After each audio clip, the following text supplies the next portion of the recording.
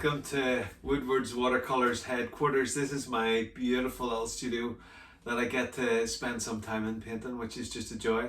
I have about half an hour to be able to just do some drawing, and I wanted to invite you to come with me. We're going to draw some rabbits tonight.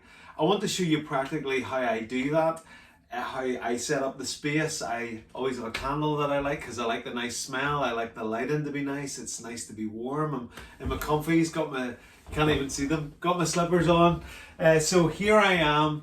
This is my normal life. I'm just going to jump, and what I tend to do is I'll go into Google, find some images of rabbits that I want to draw, or whatever, animals and things like that, and I just jump in. I just get started, and I'm doing it in the sketchbook. So come on and do it with me now. So this is my little A5 Seawhite of Brighton sketchbook. I've never actually really been much of a sketchbooker, but then it was a friend of mine was just showing me the different things that she was doing in her sketchbook, and I thought actually it's a really great place to experiment.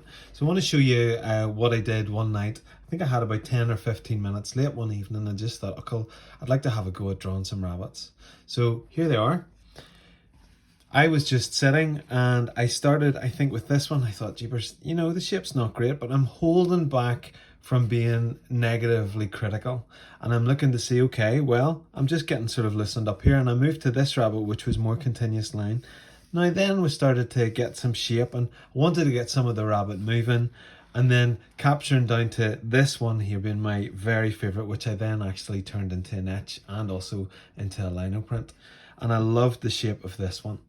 What I find is that whenever you use different media will bring out effectively different styles. And what I'm going to be using in this little video is a little dip pen that I bought actually in Port Erin in the Isle of Man, and the Indian ink by Winsor and Newton, which is just great. The wonderful thing about Indian ink is that whenever it's dry, it's waterproof, so you can use then the watercolor to add in just very, very simply. I just used just slightly different shades of really the same tone to add that in. So let me just get myself organized, and then we'll begin. Okay, so I've got up my pictures of my bunnies. Can't believe I've even used the word bunnies. But anyway, okay, look there, I've got a blotch on the page already. Well, it's a good way to start, and it also addresses one of the issues that I found really helpful, just to go with it. It's far too easy to get so frustrated with things not looking the way that we think that they should look, and stop, which really, really does stop us from just enjoying drawing and painting.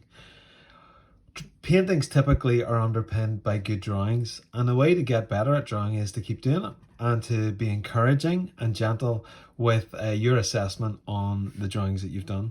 One of the things that I've found with this is quite fun with the Indian ink is when you open it up, it's always got a film on it. So it's just about popping that first. I'll dip it down. I like the scratchiness of Indian ink and dip pen. And if you can see, I'm not sure where you'll be able to see, but I have just let the dip pen just sink just to the little, if you can focus on there, just slightly beyond the little hole in the nib. So I just dip it down that far, and I just jump in, and I just gonna have fun with this. And I mean, I could make assessments so far on the different mistakes that I've made, but I'm just going to go with this and see what happens. Now, you might go, jeepers, that doesn't look like a bunny at all. And at this point, I'm not really too concerned. This is really me warming up. Now, he's got this other bunny buddy just beside him. So we're going to try and capture. Just the thing I love about the dip pen is it lets you do these kind of scratchy movements, and just enjoying the way that shows up on the page is a really nice thing. I'm looking at different things like positions on the page and where they are together, and drawing on some experience that I have of drawing, but there's lots that I could tear to shreds at this point, but we're not going to do that, are we? We're going to hold back, and we're going to be okay if we go over some lines. We're just going to enjoy making these marks on the page. Got some little whiskers there. We're just going to enjoy it, and then we're going to go down to his wee feet here. Could be a she. We'll go with a he at this one. Do you hear the nice scratchy sound that you get just whenever it runs out? And you go back over and you dip. Now I've really overfilled it ever so slightly with that one, but we're not going to be too concerned about that. The point of this at this stage is just to enjoy drawing. Okay, so that's my first one. Then I see another little guy here in front of me, so we're gonna get him in. And he's got really lovely big eyes, so we're gonna get those eyes in. And then this massive big ear that comes all the way over here and down. Now, I don't know that he's in proportion at all, but as I said, we are just going to enjoy drawing. Now, his ear is far too big, but as I said, we're just gonna enjoy drawing. I'll hear that scratchy sound. It becomes really quite addictive, and he's got this other wee foot out there. That's what we're going to put in for that one. Okay, so moving on down. Now let me see. Here's two that are actually lying on each other. I actually find it really helpful to not think too much about what I'm doing. The more I just go with it, the more that wee bunny's asleep there, so its eyes a wee slit. The more I just go with it, then I find that my drawings just seem to get better. There's something about just letting it happen. Now, it's got its wee head lying on. I can't believe I'm using the word wee as much. Another phrase that we use very much in Northern Ireland. Everything is a wee thing. You'll get used to this the more videos that I put up on the channel. Just going back. The thing I like about it as well with a dip pen is it's this continuous process of refilling the ink.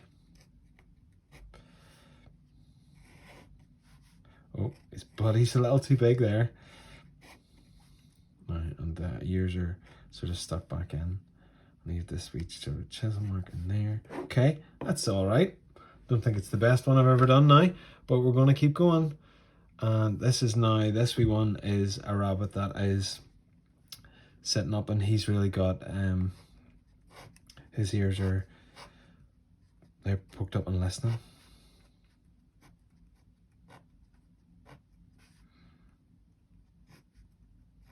You can tell when I'm concentrating because I'm stopping talking. This little guy here, he's right and alert.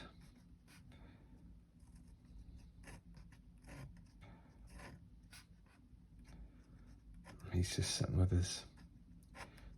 looking to see what's happening. So I'm not talking about really drawing techniques at this stage. I am literally focusing on just enjoying drawing. Now let's see what else. Now you Google your own, and it means that you can just have a little bit of fun just drawing away there too. Now this one I'm going to do as quickly as I can and see how that then impacts the drawing as well. So these are two little rabbits, and they are going head to head here. Don't know whether the head to head's a good thing or a bad thing, but they certainly are going head to head. So I'm going as quick as I can here because I want to see the impact that going really quickly has on the drawings that I'm doing. Okay, running out of ink there.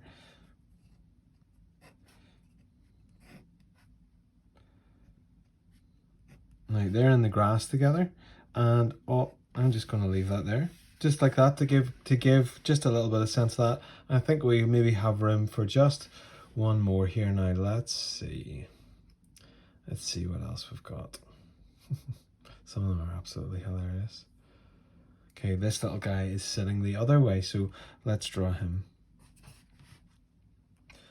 Let's do him in the continuous line. Now it probably won't be completely continuous because I'm using dip pen, but it'll give me a little bit of that idea. So it's not exactly truly continuous. Did you notice my little lift there on that one? The beauty about continuous line is it forces you to get beyond perfection. And I think that all probably really great paintings in their perfection are found in probably what the artist thought was maybe imperfection.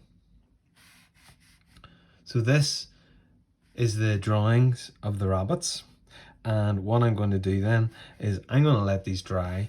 and then I'm going to be able to hopefully just very quickly add in a little bit of watercolor just to bring a little something to them. Okay, so these little fellas have now dried. We're using the Daniel Smith half pan set, and I've got a Flatmate, it's called a Flatmate SAA flat edge brush, my beloved little brush. Okay, so we've got the water in already. So what I'm going to do is just mix up a pretty rabbity little colour. So I'm using a little bit of Payne's Grey, just a touch of some Indian Red and some umber. Now what I'll maybe do is add in just a little touch of a cobalt blue, which will bring it more to really a grey kind of tone, which is really what I want to try and capture. The mixing of colour is always a bit of a pendulum swing, so we're gonna stay with this. So just gonna add in just little bits and pieces just here, just picking up on little areas. Okay, and we'll get their feet are going to be that little bit darker. And my beloved little flick. Okay, so for this guy, let's get him a little bit warmer in tone. So I'm using what I think it's called I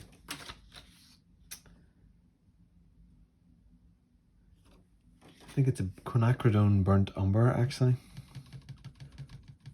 Burnt orange, quinacridone burnt orange. Okay, so this little guy, he's gonna be a little bit more of an orangey color.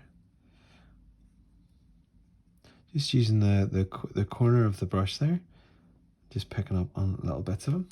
Okay, next I think what we'll do is just go for a pretty clean grey, that lovely, my favorite of all colors, the Payne's Grey, and we're just gonna pick up on a little bit of the shadows that are happening here.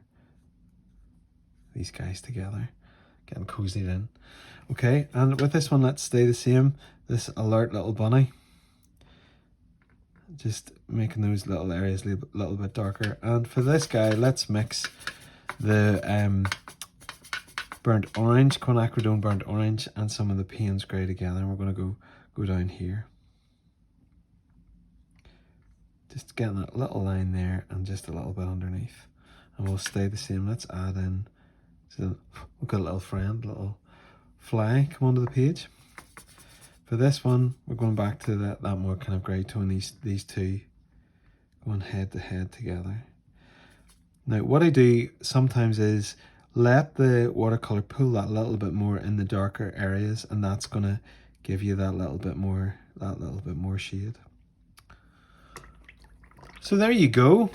That's a very, very simple exercise in capturing, just taking that little exercise of drawing, holding your thoughts and assessments captive in regard to how you've drawn, not getting really frustrated when you get all the shapes wrong. I mean, this little guy probably looks a bit more like a gerbil than he does actually a rabbit, but we're not going to beat ourselves up about that. I'm really quite pleased with this one. I'm really pleased with how the watercolour has I've placed it there. It just gives you that kind of cozy little feel of the two of them together. These two guys are nice and alert, and these look like they're touching. So I hope that you feel that you can grab your sketchbook, get yourself a dip pen and some Indian ink, and just go and have some fun. Enjoy the scratchiness of the nib against the paper. This is the Seawhite of Brighton paper. This one in the sketchbook is 220 GSM, which is nice and thick. Can take that little bit of water. As you can see, it's buckling ever so slightly. Mix up some colours and just have some fun. Thanks very much for watching this YouTube video. If you would like to subscribe, then please do so. You can hit the little bell button for alert. You'll get an alert whenever the videos are uploaded. And any comments that you have or questions, please feel free to send them through. Thanks so much, and see you soon.